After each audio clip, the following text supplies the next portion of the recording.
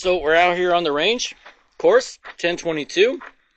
This is also the one that came back from Flagstaff. That is going to be the gun show budget rifle. But right now, let's do a 5-minute would I buy it review. Well, that's dumb because I bought it. But let's shoot it.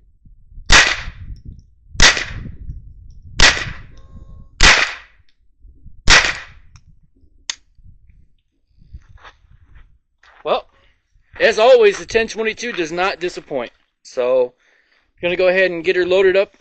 And we're going to shoot it some more because why not?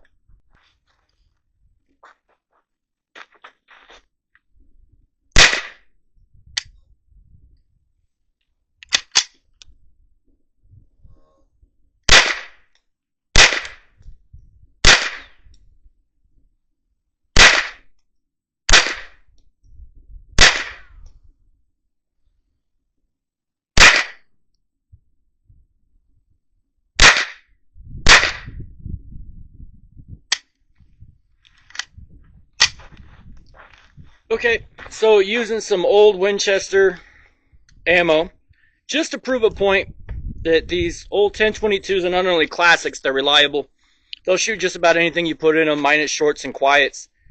Let's go ahead and take a little stroll down range and let's get a look at that target. So as you can see, we got some 9mm holes in the paper. We got some 22 holes already in the cardboard. But I can account for every round that I fired with this 1022 on this little birchwood shoot and see target. In the offhand, just goes to show that these lightweight little rifles truly are man's best friend, maybe, aside of a German Shepherd.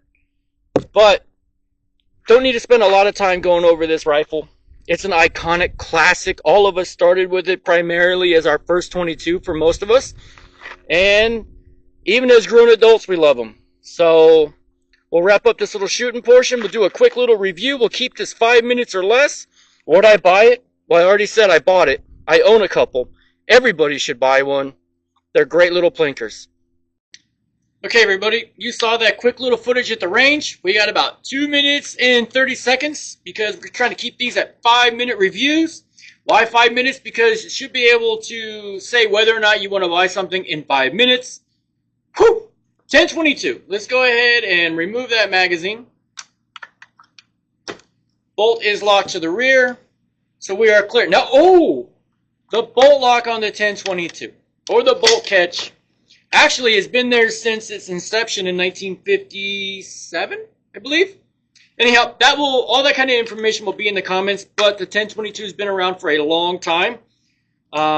Hasn't undergone a lot of changes. Of course, there's takedowns, synthetic stocks, but this little rifle gets out there and gets it done in 22 long rifle. As you saw, I was shooting some old Winchester, vintage you might say, that was in a bundle that I got in an estate years ago.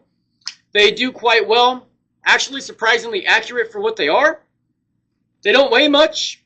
They're not super huge, about the size of your average M1 carbine, which is kind of nice. Actually, you can get these tricked out as an M1 carbine. This one, however, will be undergoing a few upgrades before she's ready to go. This is, of course, the gun show budget piece. Now, the receiver has 4 drilled and tapped holes across the top, so we can put some pick rail or a weaver rail. And we'll be doing that because, like I said, these little rifles are surprisingly accurate for a semi-auto 22.